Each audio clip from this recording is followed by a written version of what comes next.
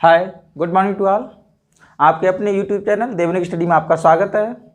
तो आज हम बात करेंगे परासरण की। देखिए, हमने विसरण पढ़ लिया था और क्रियाकलाप के माध्यम से समझा भी था।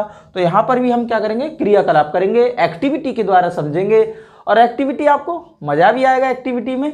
देखिए, एक्टिविटी 2-3 एक्टिविटी कराएंगे यहाँ पर करेंगे। तो देखिए, हम बात करते हैं आज किसकी बात करेंगे, परासरण। इसे अंग्रेजी में बोलते हैं, क्या बोलेंगे बताइए, ऑस्मोसिस। और आपका ये क्लास वैसे 9th समझ लीजिए, ये 9th में भी है, 10th में भी, 11th में भी, 12th में भी है। तो इसमें देखिए, यहाँ पर सबसे पहले हम बात करते हैं ऑस्मोसिस की डेफिनेशन की। ऑस्मोसिस किसे कहते हैं? जब विलायक के अणु, विलायक कौन? जल, या आप लिख सकते हैं या जल के अणु अर्धपारगम झिल्ली को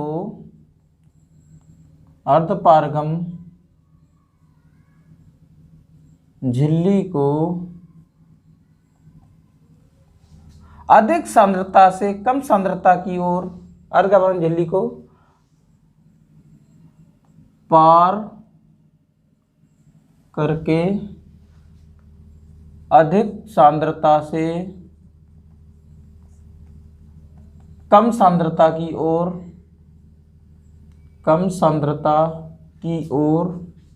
गति करते हैं तब इसे क्या कहते हैं? परासरण कहते हैं।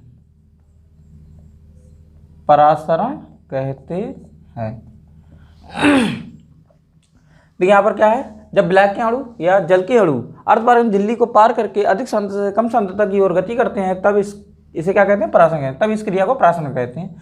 अब देखिए, परासरण मुख्य रूप से 2 प्रकार का होता है। परासरण कितने प्रकार का होता है? परासरण कितने प्रकार का होगा? 2 प्रकार का। एक होगा आपका अंतःपरासरण और बहिःपरासरण। और अंतःपरासरण यहाँ पर बात करेंगे, एक्टिविटी के द्वारा इसे समझेंगे। बहिःपरासरण इसे बोलते हैं एक्सोऑस्मोसिस और इसे बोलेंगे एंडोऑस्मोसिस।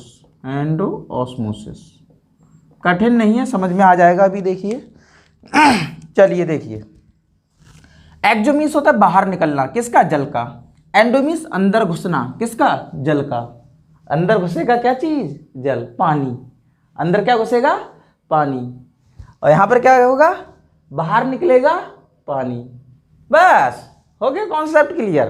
आप जानते ही होंगे, अंदर घुसता है पानी तो अंतःपरासरण, बाहर निकलता है तो बहिःपरासरण। तो देखिए, बात करते हैं अभी। देखिए, यहां पर मैंने क्या किया है, कैसे कैसे समझेंगे। चलिए, बहिःपरासरण की बात कर लें, पानी बाहर निकालना आपके लिए। तो देखिए, यहाँ पर मैं क्या करता हूँ, यहाँ पर किशमिश लिया मैंने और किशमिश को मैंने क्या किया, जल में रखूँगा। मैं किशमिश को किस में रखूँगा? जल में। देखिए, यहाँ पर किशमिश को मैं किस में रखूँगा? जल में।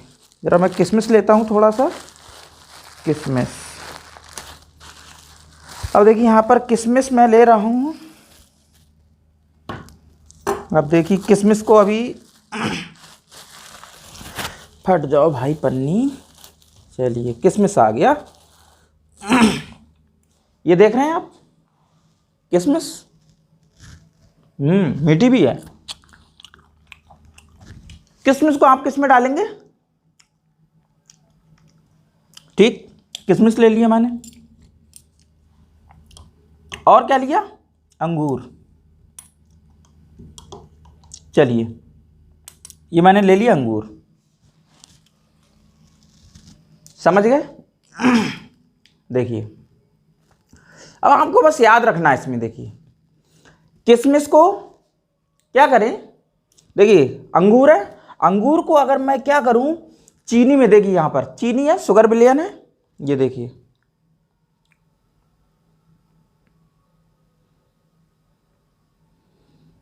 ये मैं क्या डाल रहा हूँ, शुगर। ये देखिए, और इसे कहाँ रखूँगा, 24 घंटे के लिए।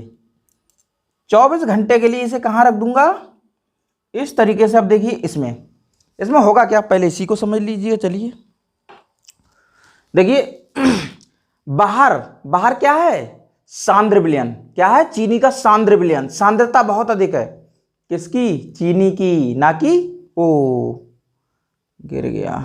चलिए कोई बात नहीं। अब देखिए अंदर क्या है, जल के अणु बहुत ज्यादा है, बाहर जल के अणु नहीं है। तो जो अंगूर है, अंगूर से जल क्या करेगा, निकलेगा। क्या होगा, निकलेगा। कहाँ आएगा, चीनी के विलयन में।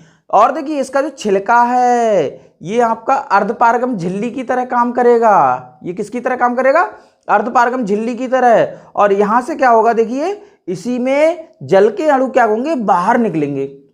तो इसको क्या कहेंगे, बहिःपरासरण। देखिए इसकी परिभाषा कैसे लिखते हैं। ये तो बड़ा डिस्टर्बेंस कर रहा है भाई, ये तो सब टपक रहा है मामला। चलिए मैं कागज, ओ शिट, सब यार गिर गया। बाच गिलास की जगह बीकर ही ले लेते, इससे तो बढ़िया। चलिए देखते हैं। देखिए यहां पर देखिए परासरण की, बहिःपरासरण की परिभाषा कैसे लिखेंगे। जब जल के अणु, जब जल के अणु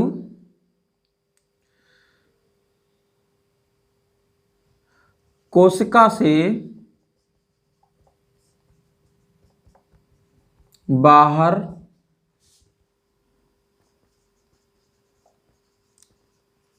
निकलते हैं, तब इस क्रिया को बहिःपरासरण कहते हैं। यहां पर आपको याद रखना है, देखिए क्या है इसमें, क्रियाकलाप क्या है। देखिए क्रियाकलाप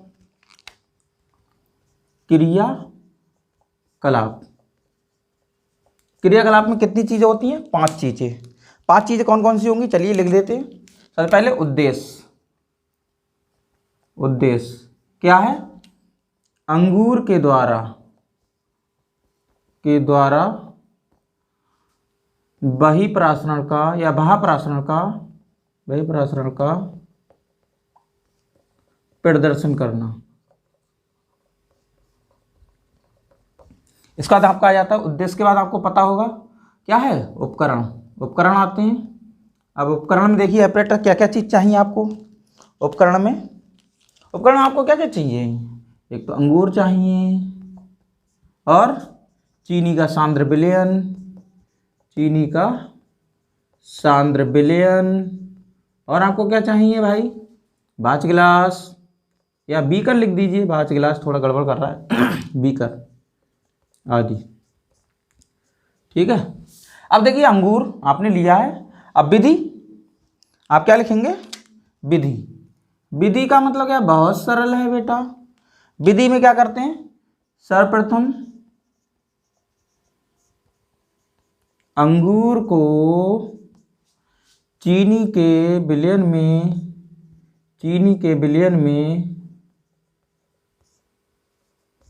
24 घंटे के लिए रखते हैं। 24 घंटे के लिए रखते हैं।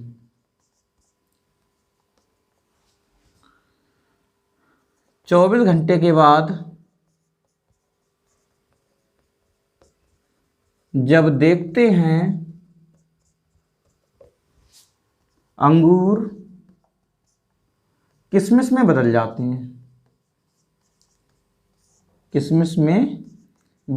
हैं, बदल गए, नहीं बदल गए, बदल जाते हैं। क्यों, क्योंकि जल के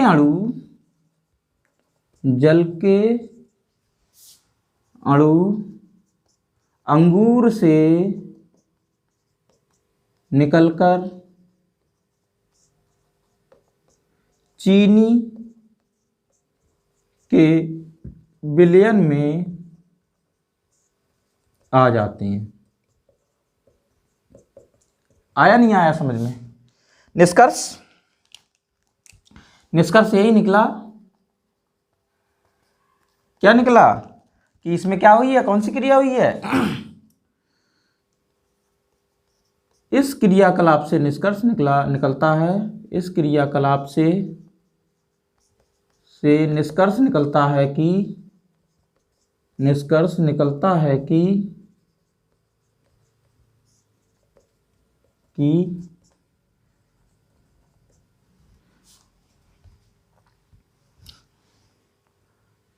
बहिःप्रासरण के कारण बहिःप्रासरण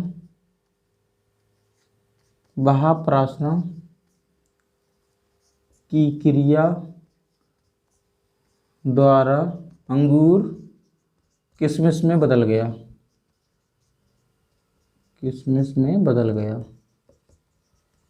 बदल गया। इसे समझ लीजिए। अब देखिए क्या किया हमने, यहाँ पर चित्र बना देते हैं।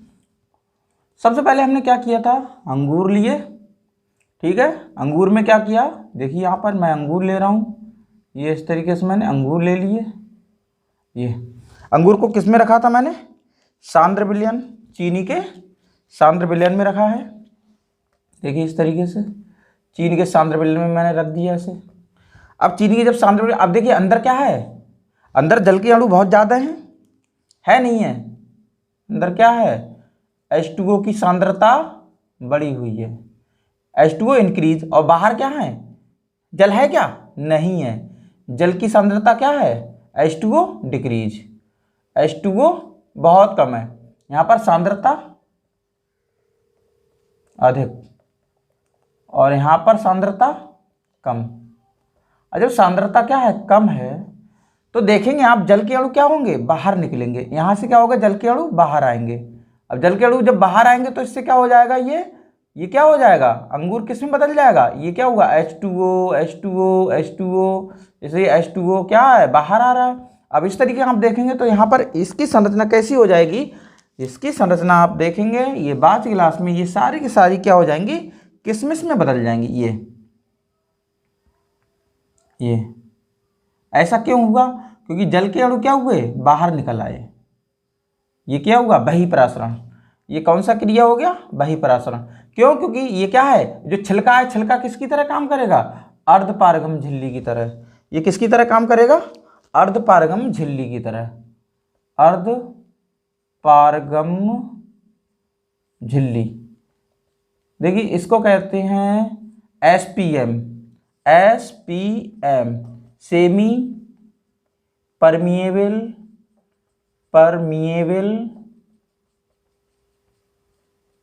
और मेम्ब्रेन। ये आप याद रखिएगा, इसका शॉर्टकट नेम लिख देते हैं SPM, बस। अब क्या हुआ, देखिए इसको समझ में आ गया होगा। बहिःप्रासरण, जब जल के अणु कोशिका से बाहर निकलें तो क्या कहलाएगा, बहिःप्रासरण। अब देखिए अंतःप्रासरण की बात कर लेते हैं, ये भी बहुत सरल है। देखिए जब जल के अणु, अब सांद्रता किसकी देखेंगे, जल की बात कर रहे हैं, सांद्रता किसकी बात कर रहे हैं, जल के अणु जब ज्यादा होंगे तो सांद्रता अधिक मानी जाएगी। जब जल के अणु, यहाँ पर कंफ्यूजन बच्चों को बहुत रहता है, वहां पर सांद्रता देखते हैं अणुओं की, लेकिन यहाँ पर केवल विलायक के अणुओं की, यहाँ पर परिभाषा में लिखा है जल के अणुओं की सांद्रता। जब जल के अणु कोशिका, जब जल के अणु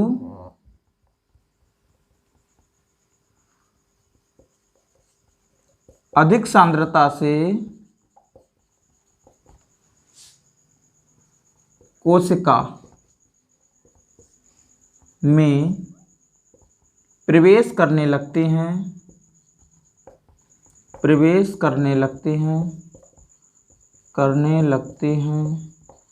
तब इसे क्या कहते हैं, तब इसे अंतःप्रासरण की क्रिया कहते हैं, प्रासरण की क्रिया कहते हैं। चलिए इसको भी क्रियाकलाप के द्वारा समझ लेते हैं। क्रियाकलाप दिख रहा है, ये बड़ा या छोटा तो नहीं हो रहा है, ठीक है। क्रियाकलाप, एक्टिविटी अब देखिए क्या है, बहुत सरल है इसमें भी। अब क्या करेंगे आप, अब देखिए मैंने किशमिश लिया, जब किशमिश लिया तो मैंने, अब देखिए किशमिश को कहाँ रखूँगा मैं, इसको जल में। अब मैं इसको कहाँ रखूँगा, जल में।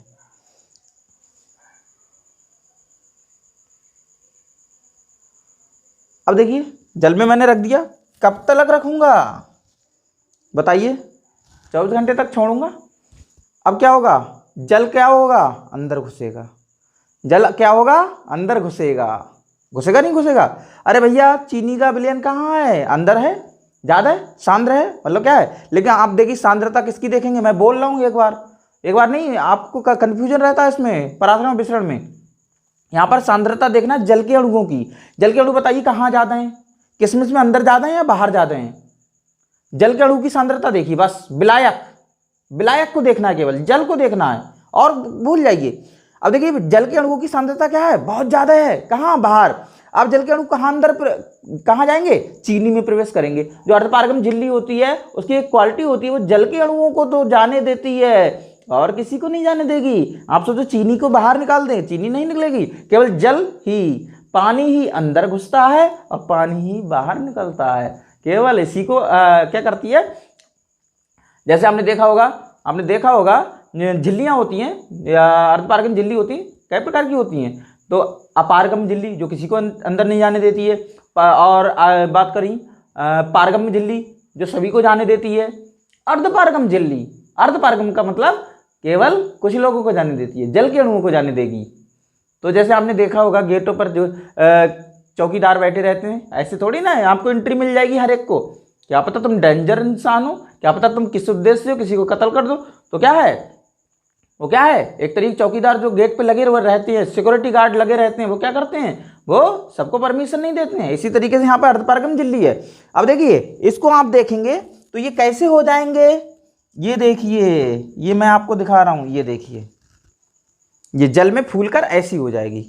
देखिए यहाँ पर मैंने इस किशमिश को कहाँ रखा, इसमें, तो इसमें क्या कौन सी क्रिया होगी, अंतःप्रासरण, जल अंदर प्रवेश करेगा और इस तरीके से आप देखेंगे ये फूलकर इस तरीके से हो जाएंगे।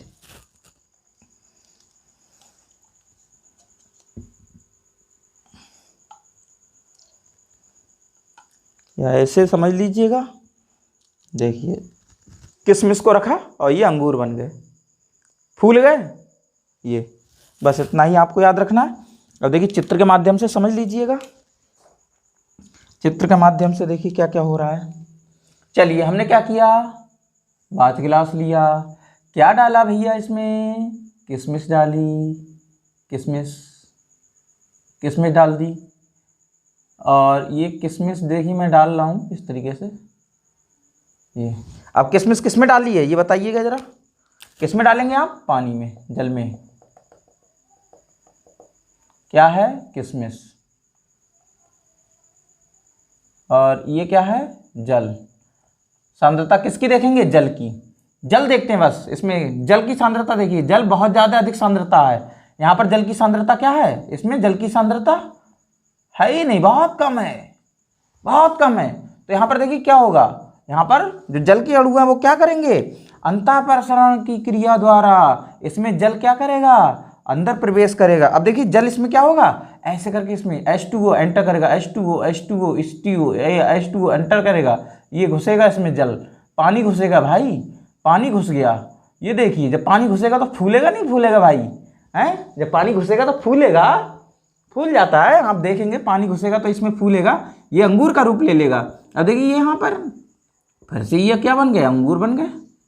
देखिए यहाँ पर ये फूल गए, ये अंगूर बन गए। ये कैसे हुआ, अंतःप्रासरण की क्रिया द्वारा। ये क्या हुआ, अंतःप्रासरण की क्रिया द्वारा ये क्या हुए, फूल गए। तो इस तरीके से आपकी यहाँ पर ये क्रियाकलाप पूर्ण होती है। तो लिख भी सकते हैं इस तरीके उद्देश्य, देखिए क्या, किशमिश के द्वारा अंतःप्रासरण का प्रदर्शन। आप देखिए यहाँ पर लिख सकते हैं, क्या क्या लिख सकते हैं, ये आप अपने आप लिखिएगा जरा, उद्देश्य, उद्देश्य को क्या बोलते हैं, एम। एम के बाद आपका आ जाता है उपकरण। उपकरण में आपको क्या क्या चीज़ चाहिए, उपकरण, एपरेटस। इसका विधि लिखेंगे आप, विधि, मेथड, और इसका निष्कर्ष। इस क्रियाकलाप से निष्कर्ष निकलता है कि क्या होता है, अंतःप्रासरण के द्वारा किशमिश अंगूर में बदल जाती है। तो देखिए उद्देश्य, उद्देश्य क्या आ जाता है, किशमिश द्वारा या रेजिन बोलते हैं इसको, रेजिन लिख लीजिएगा चाहे। किशमिश द्वारा अंतःप्रासरण का प्रदर्शन। ये देखिए क्रियाकलाप, थोड़ा सा ये समझ में आ गया तो समझ आ जाएगा। दूसरी क्रियाकलाप बहुत सरल है। ऐसी उपकरण, उपकरण क्या क्या चीज़ चाहिए? किशमिश चाहिए और बीकर चाहिए और जल, और रहा बचा आदि, जरूर लिख दीजिएगा आदि। ठीक है, नेक्स्ट बात करते हैं विधि। सर्वप्रथम क्या करते हैं इसी में देखिए, सर्वप्रथम हम क्या लेंगे, सर्वप्रथम क्या लेंगे, किशमिश लेंगे। सर्वप्रथम किशमिश लेते हैं, जिसे जल से भरे बीकर में रख देते हैं,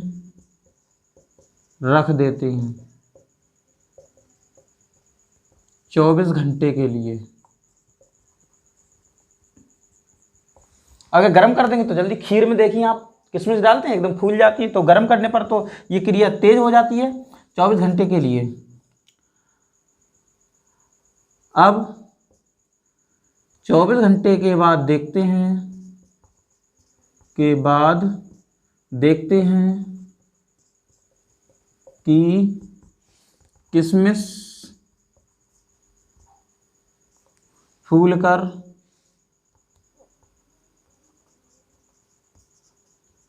अंगूर बन जाती है, क्योंकि अंतःप्रासरण की क्रिया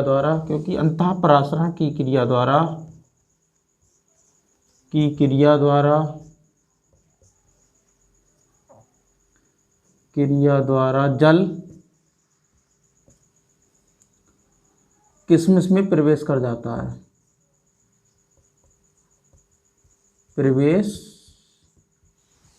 है, ये है बस। समझ में आ गया होगा, बहुत सरल है क्रियाकलाप। आप अपने घर पर कर लीजिएगा इसको, और देखिए आप अगर इसको करेंगे तो अच्छा समझ में आ जाएगा। फिर से एक बार समझ लीजिएगा, जब विलायक के अणु या जल के अणु अर्ध पारगम्य झिल्ली को पार करके अधिक सांद्रता से कम सांद्रता की ओर गति करते हैं, तब इस क्रिया को क्या करते हैं, परासरण कहते हैं। परासरण दो प्रकार का होता है, बहिःपरासरण, अंतःपरासरण। इसे बोलते हैं एक्सॉस्मोसिस, इसे बोलते हैं एंडोऑस्मोसिस।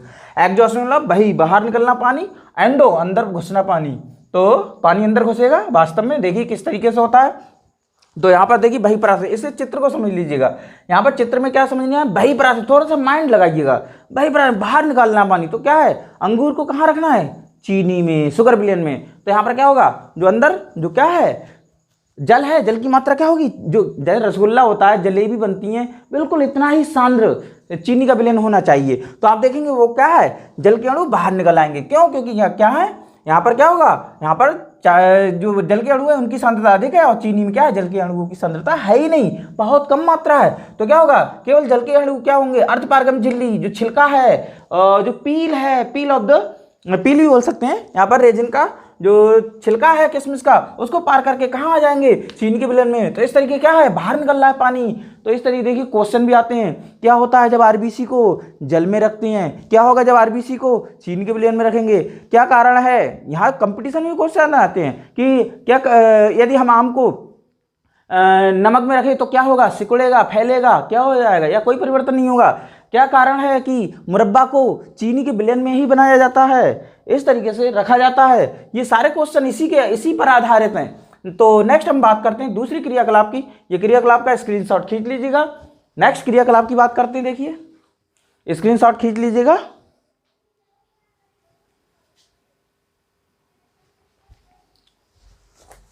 नेक्स्ट देखिए,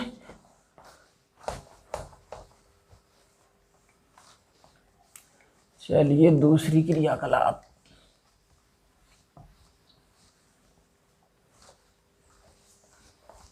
समझ में आया नहीं आया ये बताइए पहले तो।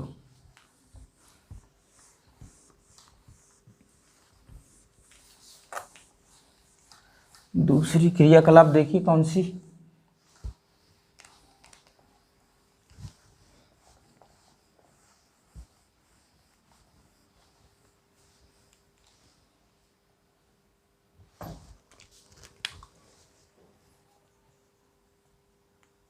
क्रियाकलाप नंबर 2,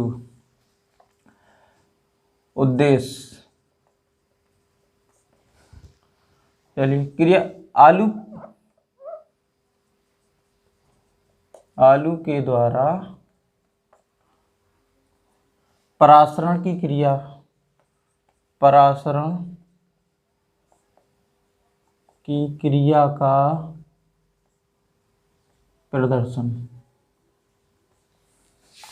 उपकरण, देखिए उपकरण क्या क्या चीज चाहिए। उपकरण, चलिए पहले मैं समझा दूं, इसके बाद आप लिखना तो बहुत सरल है, बस समझ लीजिए। चलिए देखा, सर्वप्रथम आलू चाहिए, छीला भी चाहिए, चाकू भी चाहिए, और आप देखिए इस तरीके से यहाँ पर इसमें एक गड्ढा बना लेंगे चाकू की मदद से। आपको धागा भी चाहिए, ये देखिए धागा, प्लस आपको कील भी चाहिए। ये मैंने थोड़ा बना के नहीं रखा है, चलिए 1 मिनट टाइम लगेगा। ये देखिए आप थोड़ा सा इसमें कील में गांठ लगा देते हैं, धागे की मदद से धागा बांधते हैं कील में। ये देखिए मैं ये बांध दिया, ये पहले से करके रख लेता मैं, ठीक है। दूसरा कील ये हो गया, चलिए इसको भी देखिए बांधते हैं, ठीक है, इसको भी हम बांधते हैं। लिखना तो बहुत सरल है, बस समझ लीजिए आप अच्छी तरीके से, और समझ लेंगे तो लिख भी लेंगे, समझना ज़रूरी है। देखिए ये मैंने कील को इसको देखिए बांध दिया, ठीक है। अब बांधने के बाद एक कील और चाहिए मुझको। अब देखिए क्या करना है आपको, इसके एक कॉर्नर पे, इस पर यहाँ पर ऐसे करके लगा देंगे। ये देखिए मैंने लगा दिया, ठीक है, और ये यहाँ पर ये लगा दिया इस तरीके से। बहुत बनाया होगा बचपन में तराजू, तराजू हैं, याद आया भैया, पर्स बन गया ये तो, टांग लीजिए औरतों की तरह, ठीक है। चलिए कोई बात नहीं। अब देखिए क्या करना है आपके लिए, चलिए बीकर और जल चाहिए थोड़ा सा, चलिए बीकर जल जल जल,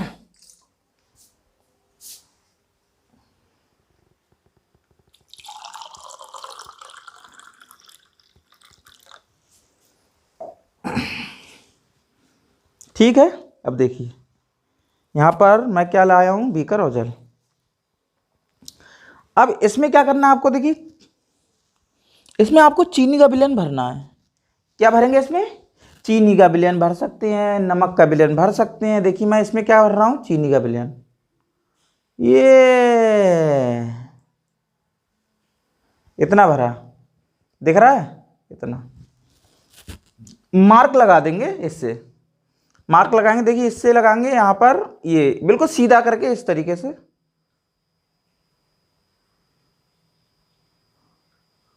मार्क का मतलब आलपेन हो, आलपेन से भी आप कर सकते हैं, आलपेन से अच्छा रहेगा क्योंकि छोटा होता है, ठीक है। ये मार्क लगा दिया मैंने।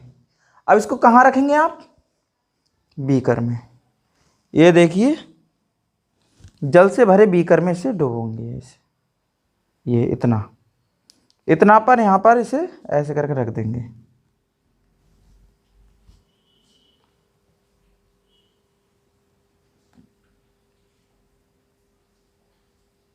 ठीक। इसे ऐसे करके ये रख दिया, कितने घंटे के लिए, 24 घंटे के लिए। 24 घंटे के लिए इसे रख देंगे, स्टैंड होता है बाकायदा, ठीक है। अब देखिए 24 घंटे के लिए रखेंगे तो इसमें देखेंगे आप जो जल की मात्रा बढ़ जाएगी चीनी में।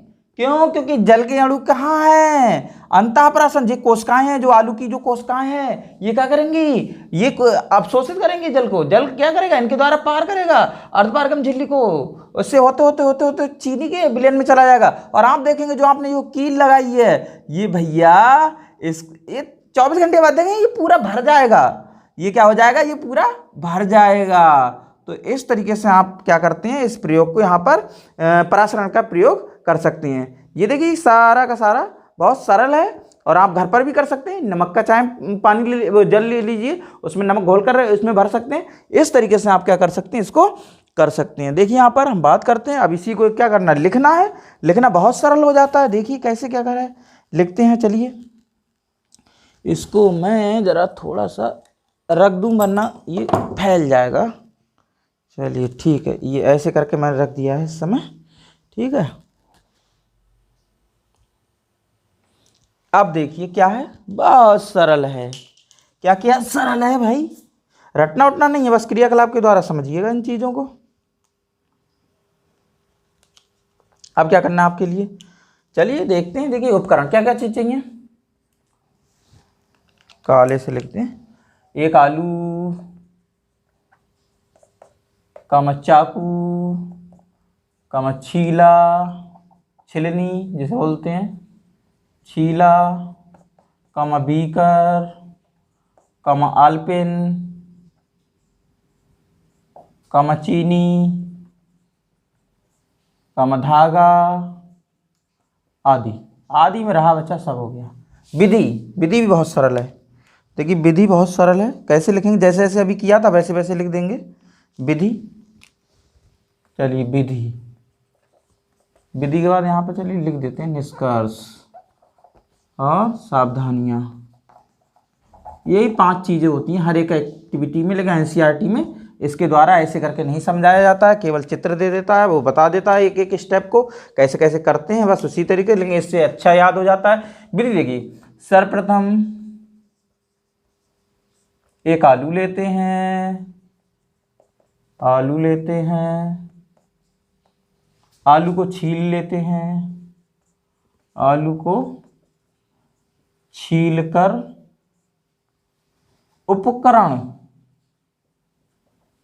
को चित्रानुसार व्यवस्थित करते हैं। अब इतना कौन लिखे, चित्रानुसार व्यवस्थित करते हैं, करते हैं।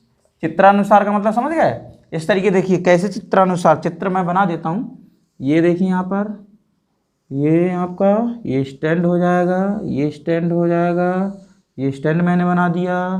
नेक्स्ट मैं बात करूँ यहाँ पर, देखिए क्या क्या हो जाएगा, ये आपका, चलिए ये इस तरीके से मैं बना रहा हूँ थोड़ा सा, चलिए बाद में कर देंगे। ये देखिए ये गया। नेक्स्ट आपका बीकर आया, ये देखिए बीकर आ गया। नेक्स्ट आपने क्या किया है, आलू को लिया, और नेक्स्ट क्या किया आपने, धागा लिए हैं। ये आलू में क्या कर रहा हूँ, इस तरीके से ये आलू को आपने देखा ऐसे करके काटा था।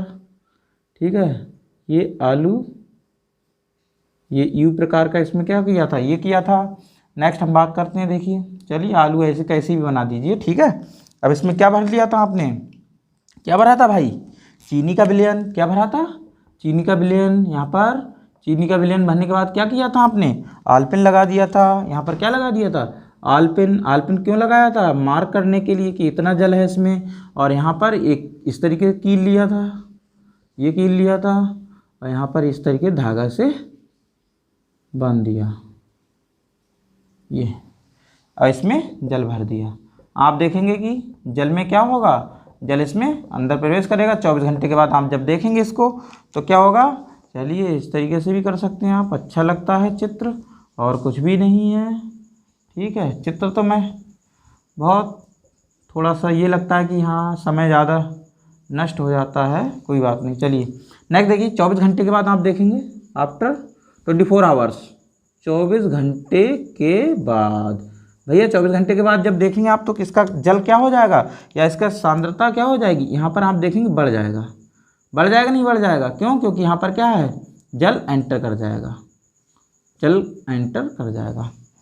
अब यहाँ पर यही है, बस चित्र अनुसार व्यवस्थित कर लेते हैं। अब देखिए इस उपकरण को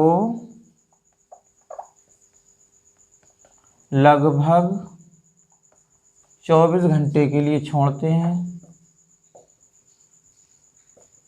छोड़ते हैं,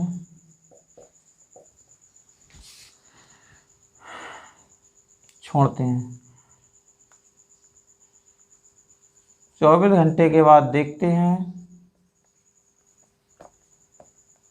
देखते हैं कि आलू के चीनी विलयन की मात्रा में वृद्धि हो जाती है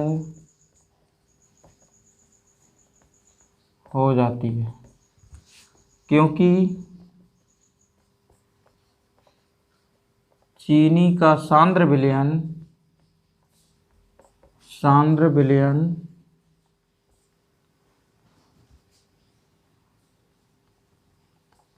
आलू में भरा होता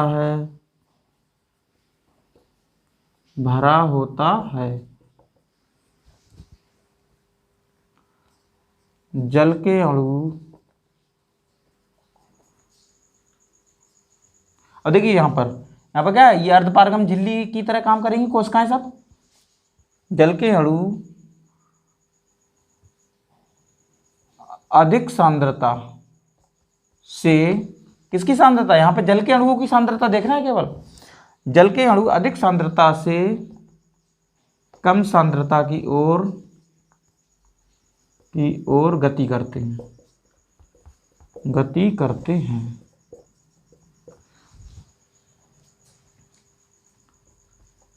इस प्रकार यू प्रकार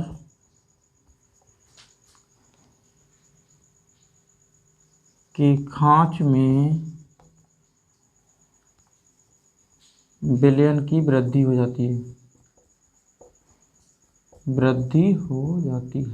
रटना नहीं है, आप सोचो जैसे मैं लिखवा रहा हूँ वैसे याद रखें, बस चित्र के द्वारा समझिए। निष्कर्ष, इस क्रियाकलाप से निष्कर्ष निकलता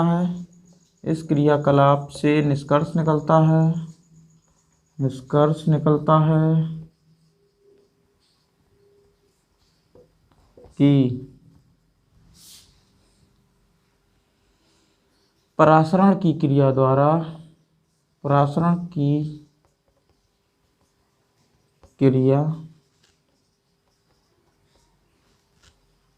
द्वारा आलू में उपस्थित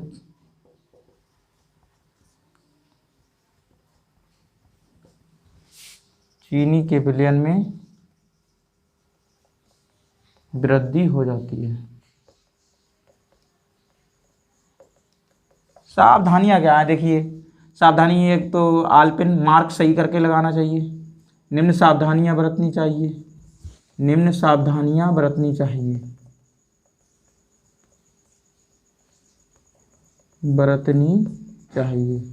कौन कौन सी बरतनी चाहिए? नंबर 1, आलपिन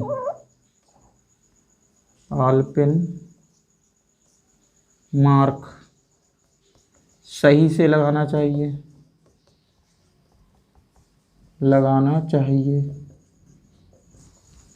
नंबर 2, आलू को धागे से सही प्रकार बांधना चाहिए। बता चलिए आप ऐसे ही बांध दिए, लुढ़क गया, सब इसी में चला गया तो गड़बड़ हो जाएगा भाई। नंबर 3, और क्या है आपका, आलू छीला होना चाहिए। आलू को छीलकर प्रयोग करना चाहिए। आलू को छीलकर क्रियाकलाप में प्रयुक्त करना चाहिए। बस यही है, करना चाहिए। राइटिंग भाई जैसा ही आ रहा है जल्दी में, ठीक है। इस तरीके से आपका ये यहाँ पर और भी है, एक अंडा वाला भी है, अंडे की सफ़ेदी वाला। देखिए यहाँ पर वो अंडे का देखिए क्या करती है इसमें, चलिए मैं बता देता हूँ चित्र के माध्यम से। अंडा लेंगे, अंडे को HCl के विलयन में डालेंगे। जैसे HCl के विलयन में डालेंगे तेज आग में, HCl में, तो ये कैल्शियम कार्बोनेट छिलका घुल जाएगा। घुलने के बाद क्या होता है देखिए यहाँ पर, इसके बाद आपका ये अंदर झिल्ली निकलेगा, उसको क्या करेंगे, कैंची की सहायता से कट करेंगे, उसका माल पानी निकाल देंगे। माल पानी, हाँ ऑमलेट खाते होंगे, माल पानी निकाल देंगे। इसके बाद क्या करेंगे, इस झिल्ली को क्या करेंगे, अंदर से बास कर लेंगे, धुल लेंगे। धुलने के बाद इसको देखिए यहाँ पर क्या है, इस तरीके से इसका उपकरण बनता है बाकायदा। देखिए यहाँ पर क्या करते हैं, चलिए मैं यहाँ पर बता देता हूँ आपको। इसका तो ये हो गया, चलिए यहाँ पर समझ लीजिएगा। देखिए पहले तो अंडे को समझिएगा। अंडे को कहाँ रखा आपने, HCl में। HCl में रखने पर क्या होगा, ये आपका कैल्शियम कार्बोनेट का जो छिलका है वो गायब हो जाएगा, घुल जाएगा। अब देखिए यहाँ पर क्या रह जाएगा, झिल्ली। यहाँ पर जो क्या रह जाएगी, झिल्ली, पुलपुला रह जाएगा, एकदम पुलपुला सॉफ्ट हो जाएगा।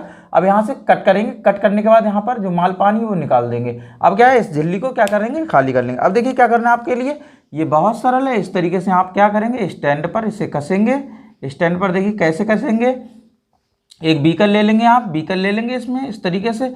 और बीकर लेने के बाद आप क्या करेंगे, वही सिस्टम है बिल्कुल। अब झिल्ली को क्या करना है आपको, झिल्ली में आपको चीनी का विलयन भर देना है, चीनी का विलयन भर देना है। अब देखिए चीनी का विलयन भरने के बाद आप क्या करेंगे, अब चीनी का विलयन भरने के बाद इसको क्या करेंगे, आप धागे से इस तरीके से लटका देंगे। यहाँ पर धागे से बांध दिया। अब देखिए धागे से बांधने के बाद, लेकिन मार्क भी कर लेते हैं इसमें कितना भरा है, यहाँ तक भरा है, ये चीनी का विलयन इतना भरा है। अब देखिए इसको आप क्या करेंगे, चीनी का विलयन भरने के बाद आप देखेंगे 24 घंटे के बाद लटका के रखिएगा इसको। अब लटका के रखने के बाद आप देखेंगे कि इसका स्तर बढ़ जाएगा। क्यों, क्योंकि इसमें क्या होगा, परासरण की क्रिया होगी, अंतःपरासरण की क्रिया होगी, ये अंदर घुसेगा पानी, अंदर घुसकर एकदम बढ़ जाएगा। ठीक है, तो इस तरीके ये भी है पूरा का प्रयोग। तो ये मैं आशा करता हूँ आपकी समझ में आ गया होगा। क्रियाकलाप बहुत सरल है, कठिन नहीं है। ठीक है, और आप स्क्रीनशॉट खींच लीजिएगा। थैंक्स। ठीक है, ओके।